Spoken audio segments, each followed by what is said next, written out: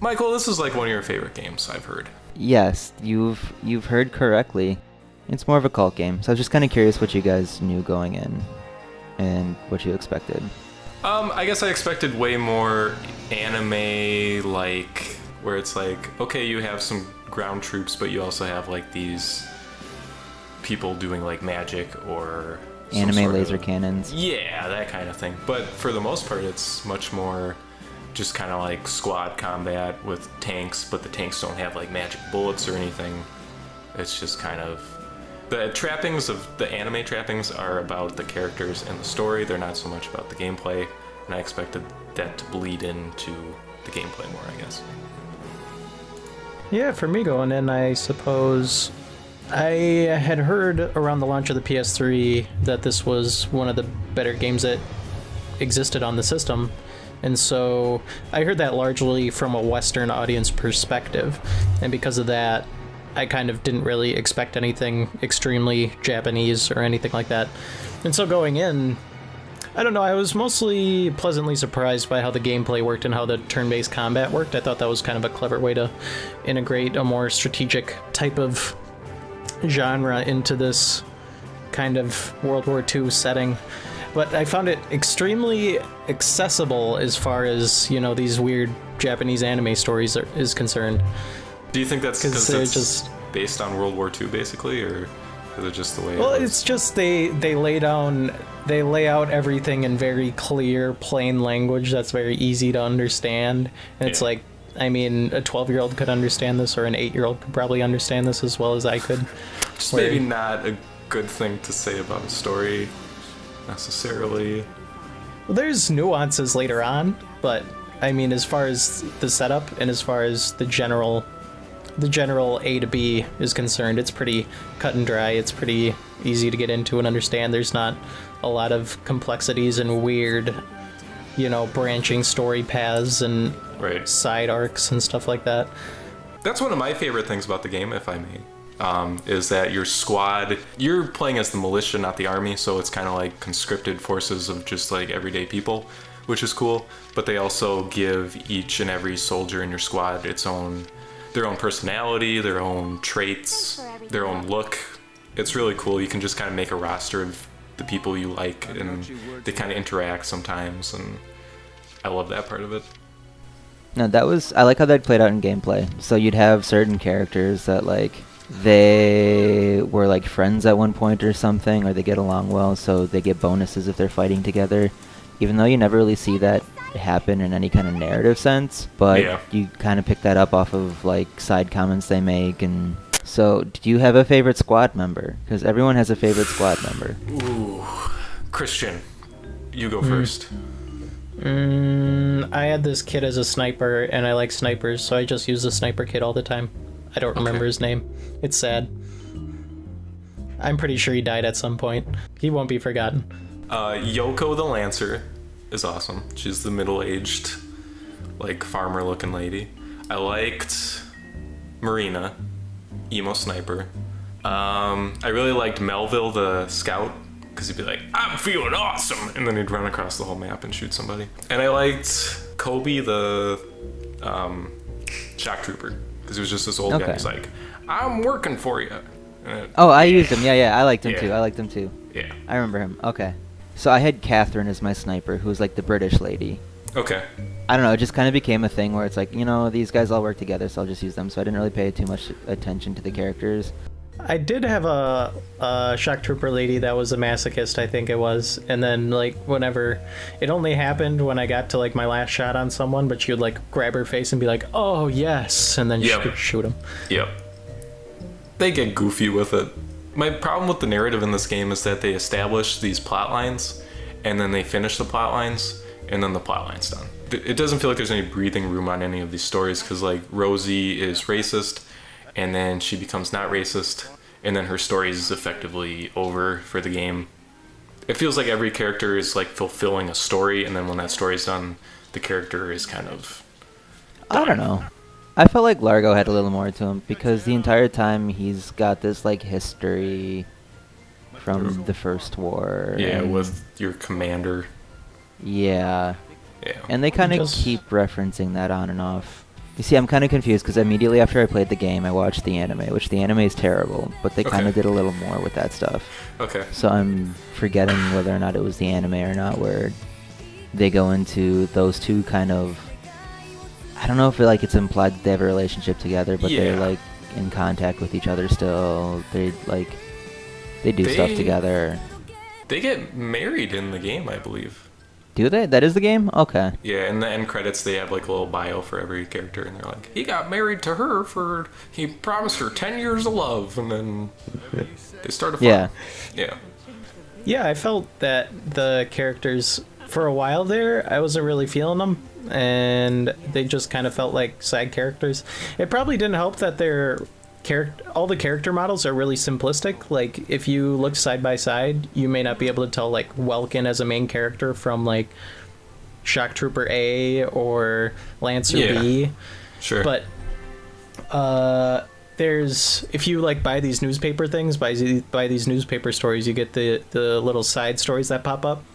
yeah. And that's when you learn more about each character in particular, and that's when I started to, actually start feeling emotion towards people, yeah. as opposed to me just tossing them in my squad because I want the points. Right. But like Largo's story is he likes vegetables, and then it's like, okay. And then he But gets then his he has that vegetable power. vegetables bonus where he shoots a missile and he's like, vegetables. That's true. But that's not really a story necessarily. Rosie just wants to sing, man. Yeah. She wants to sing and hate Darkson. Just leave her But then alone. she becomes a singer who loves Darkson. Yeah.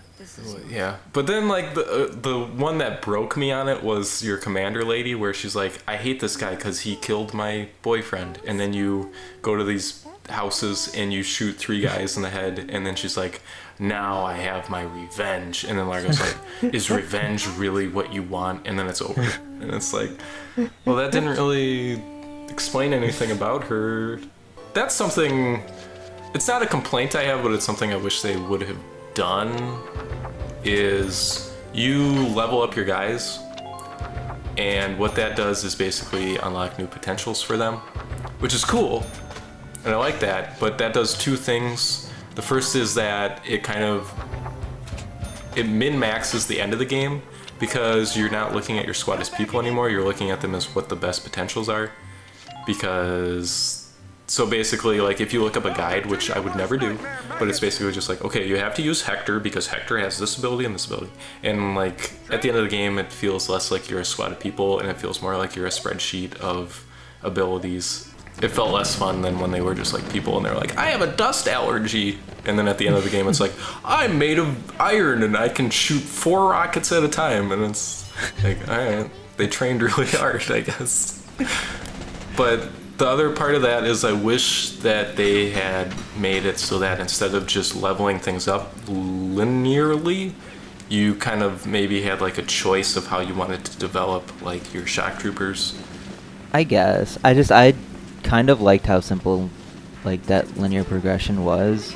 Like one thing over the course of the entire game was like, even though it still did kind of have that micromanagement system, it wasn't too over the top to where like you have to, I don't know, you are like you had mentioned spreadsheets before. It's not like you're spreadsheeting every single character as to how you want to level them to have the best end result. Why is it that You sound like me, Christian. when you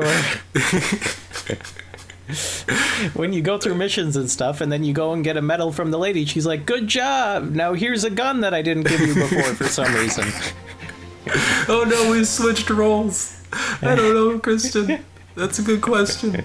If you're a certain rank, it means you have access to certain things. Duh. Okay, Duh. I don't know. I think it's just like an excuse to like It is really something. odd. And then you have to go to the graveyard to learn how to tell someone to be careful so they can get a defense bonus. From the mysterious old man. Perhaps he knew your father. He has nothing more to teach you today. That's one thing. So the order system, I don't feel like they really explain the order system. It's just a thing you need to kind of realize, oh wait, I actually have to use this sometimes. Every time I used it, I felt like I was using it to cheese the system somehow. Oh, I mean, it eventually becomes, yeah, like a way to cheese the system. Like, Which make is weird. Rosie the tank, like Tank Buster Rosie is cheesing the system. It looks really cool when you do it. It's like.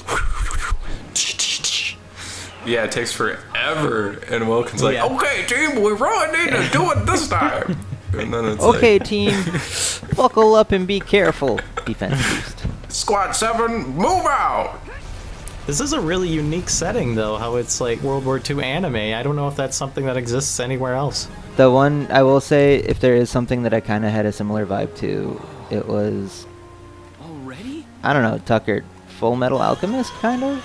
Oh yeah, Guys? I can see it. Like- But there's a very important character we haven't talked about, which is Welkin's like counterpart, who Valdio. yeah, essentially saves everyone and is treated as the bad guy for the entire game, which Do I they, think is like, stupid. Do they redeem? They redeem him in the end, don't they? No, he says, I know I was wrong, please forgive me, and then he tackles Maximilian into a hole and they blow up. And it sucks. Yeah. Well, he's like, we would have found a way to win anyway, but it's more like, no, not really. No. And he didn't really do anything. I mean, he shot Alicia, but he knew it was gonna cause her to go Super Saiyan, so it's not like... I don't know. I was frustrated by that a lot, because they'd never even hint that, like, oh, you know, it's actually for the greater good. Yeah, some ambiguity. Yeah. And then he tackles no. Maximilian into a pit, and I don't get that either, but... and then they jump Yeah, onto a he plane. could have just pushed him. He definitely could have Yeah. just pushed him into that pit. But I no, don't he know, was... man. He was... I guess he was sick of himself by that point. So... And Save then, your suicide, Messiah. speaking of which, Alicia gets magical superpowers, and she throws her weapon at a tank, and then she's like, whatever. That stuff looks pretty freaking awesome, though. Some of that stuff. Yeah, you some don't of get those to do cutscenes- any of it. Yeah, that's true. But some of those cutscenes are just freaking awesome. Yeah, Like, where they got they're the like, big old beams shooting stuff, and Yeah. the trees, like, blow in the wind and blow up in fire. mountain's stuff's gone awesome. because they shot it. Yes. Yeah. Yeah, But yeah, you can't do any of it. No, Yeah. it's just like a person walks around and shoots their lance machine gun and then walks away. yeah. That's it. This is a rare Tucker complaint that became not a complaint by the end of the game, which is that the enemy AI basically cheeses you in a way that you can't cheese them because they shoot at you after you do something. If that makes sense. Yeah. Because they won't shoot at you. It's a really weird system that feels really kludgy to me, because if you're aiming at them, they won't shoot at you, but they'll continue to shoot at you until a certain point through that process. And then as soon as you're done shooting and they're done counter shooting, they can shoot you until you end your turn, basically. Which you don't do to them, because they have like split second timing where it's like, okay, I'm done moving, round's over. Or, I'm done moving. But what I think that does is prevent you from overstepping your bounds and cheesing the AI yourself. So it was frustrating because I would like die because my person was low on health and I couldn't end their turn before they died. But that just taught me to play the game in a different way that made it more interesting, I think. Well, I mean, don't get greedy. Yeah, basically. It's like, yeah. And Yeah. I think that's But okay. then- Yeah. That same system causes the AI to act like a complete idiot, basically. Because I had rounds where I had a tank set up and it's got a machine gun on it, and a whole cluster of guys would just move one guy at a time until they hit that range where they got shot, and then they would stop. And then they'd do it again, they'd get Hey. shot, they'd stop. Yeah, I was about to Kristen. say the same thing that happened to me. Yeah, because Yeah. I was going through one playthrough one playthrough of a mission, and I was like, okay, I know there's going to be a bunch of guys here, so I'm going to move my tank up here so that they don't come behind my lancer and take him out. And Yeah. then like the enemy like continues to select each one of them because they want to take out my lancer, but they Yeah. move like one step, and then the tank starts firing, and then they stop, switch to other person. Yeah. Are you talking the one towards the end where you're fighting the big Marmosa or whatever? I believe so. Yeah. Yep. Yeah. That's and the one. guys just keep coming out of the Yep. southwest. Yeah. Don't stop coming. Yeah, and you just put your tank right there, and it just goes. What do you guys think of the boss fights, though? That's one thing that I think. So, like, the anime setting really lent itself to was having the ability to have these stupid over-the-top boss fights with, like, mega tank in the desert, or, like... Yeah. Glowing man. Or, yeah, glowing man. Yeah, that's where the game's very interesting because it has weird difficulty spikes in weird places, and so the pacing's really weird. And then on top of that, I feel like the ideal way to play the game isn't to try and best prepare yourself for whatever may come in the following mission. What I would end up doing was saving right before starting the mission, putting a ton of scouts in, and then just running them around everywhere and figuring out what was going to go on and figure out what I was supposed to do for the next mission, and then load up my last save, and then actually get the people that I wanted, and then put them in. Sure. Christian, I think you might just be better at playing video games than me. Yeah. Well, I mean, I initially tried to like have a bunch of different people and try to well prepare and whatever, like have one of everything, but I would get destroyed. You see, especially at that giant tank mission, I got absolutely destroyed by those stupid turrets on the side of the stupid thing. Yeah. My only problem with that is I was never sure, am I doing this wrong or am I not leveled up enough? Which I hate that feeling because I just never know. For the most part, when I had that question, the answer was that I was just doing it wrong. Yeah. The only time I felt like where it was a leveling thing, the one that sticks out was the one in the docks where you're trying to save the princess. But also, I think there was another one where I felt that my lancers weren't strong enough to take out a tank. Outside of that, though, for the most part, I never felt like it was a leveling thing as much as it was I was making a situation where I was making a strategic error. Yeah. That I'd later figure out and correct and would win. Yeah. Michael, I don't know how you're going to fit into this process, but we'll give it a shot. I don't know if I'm the one that should be ranking. I haven't played every game on that list. I'm not. What games have you played on the list? Resident Evil, I think, is the first one that comes to mind. I think, yeah. Michael, is this game better than Resident Evil?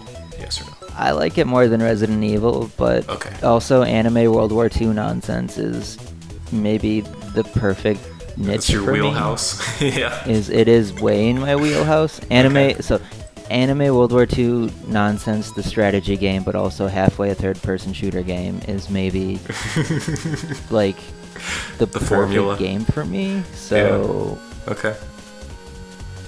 I mean, honestly, I don't know, because with Resident Evil, sometimes I love it and sometimes I don't. For sure. It's just, it's hard for me to think about exactly. Like, I don't envy you guys ranking things, because ranking things gives me an aneurysm, but yeah, it's fun. I would probably I like VC more than I like Resident Evil. Okay. So do I. Yeah, I think VC is absolutely better than Resident Evil. I think VC goes to the top of the list. Wow. Wow. Well, you see, Rystar is where I have the issue, because I feel like Rystar didn't have as low lows as VC did. Yeah. Rystar is VC super did good. a lot more things that Rystar did not. Yeah. You know, Rystar it had characters. I think VC is definitely either 1 or 2. Yeah, I feel the same way, yeah. Okay. But Rystar... Psychonauts is really good. Psychonauts is very good. I did play the PS2 version, though. That's true, so we have to put it above that one. Yeah? I assume. Yeah. Wait, why? What? Is that a thing? It was real bad. The PS2 version of Psychonauts is bad. Yeah. It crashed on me like 4 times. It had trophies, though. It did. I did it for the trophies. I persevered. It's crazy to me that you played the PS2 version of Psychonauts, but the PC version of Valkyria Chronicles. It makes no sense to me. Yeah, I don't have the PS4 version of Valkyria Chronicles. And if I had the PS3 version, it wouldn't matter because that doesn't have trophies, so... It doesn't? Nope. No, it doesn't. Before they had trophies. That's awesome. Okay. Yep. I don't know, man. I could go either way on it. Yeah? Yeah, because Rystar is awesome. Yeah. Valkyria Chronicles is awesome. Yeah. I suppose Rystar did have a few lows in there, though. It did. Rystar is so cool, though. Yeah. I might have to go with Rystar first. Ooh, wow. Really? I don't know. You're thinking so? What are you thinking? Yeah, I just feel always- like I'm going to play Rystar again before I play this game again. Yeah. But this game is really good. That bird level in Rystar, I just always go back to it and I'm like, The music? yeah, it makes The me bird feel singing? all tingly inside. So, Well, what about when Welkin and Alicia at the end, they have the cute little baby and they're running the bread shop? And yeah, then definitely number doesn't 2. that Thanks, make you feel all Christian. tingly? Oh, okay. Thanks for settling that for me. No, name You're a gonna- good scene from VC so I could be like, whoa.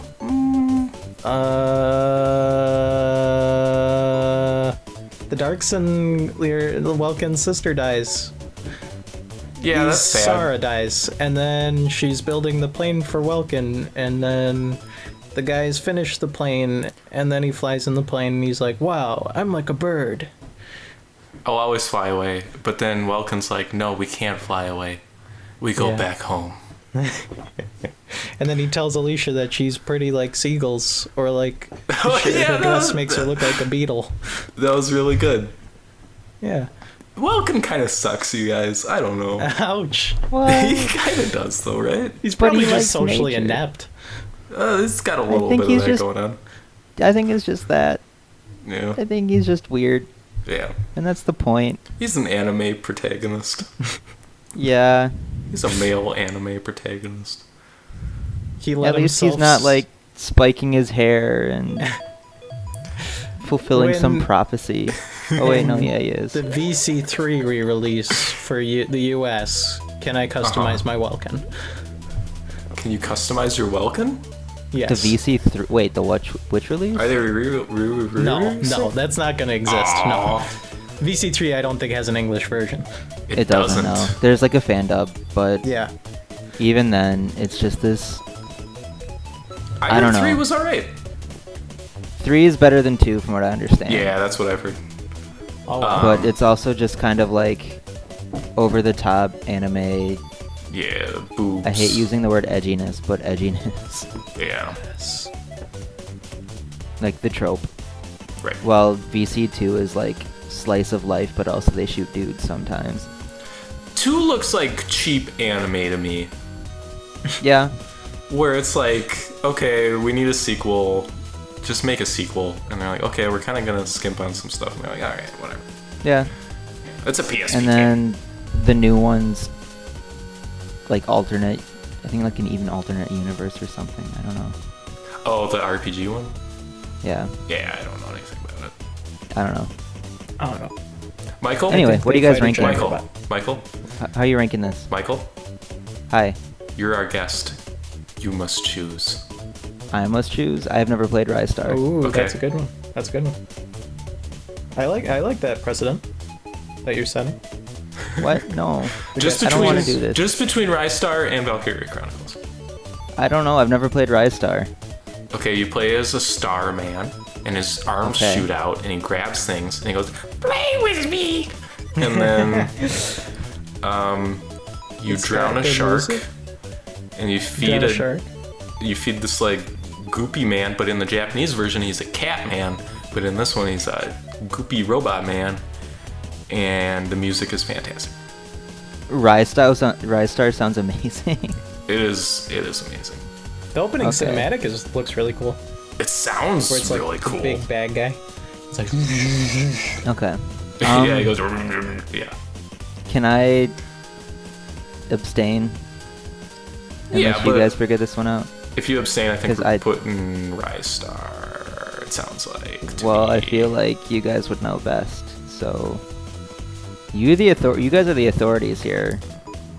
So I will say Valkyria Chronicles is, if not my favorite game of all time, really close to it.